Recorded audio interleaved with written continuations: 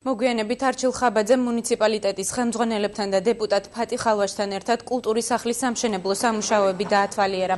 თანამედროვე სტანდარტების შესაბამისი ობიექტი 400 მაყურებელზეა გათვლილი. მშენებლობისთვის 2 მილიონ ლარზე მეტი დაიხარჯება. შენობის დიზაინზე ადგილობრივ არქიტექტორებთან ერთად უცხოელმა სპეციალისტებმაც იმუშავეს. კულტურის სახლის მშენებლობა აპრილში დაიწყო და წლის ბოლოსთვის უნდა დასრულდეს.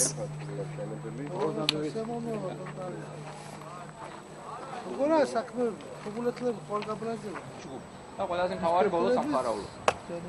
ხო.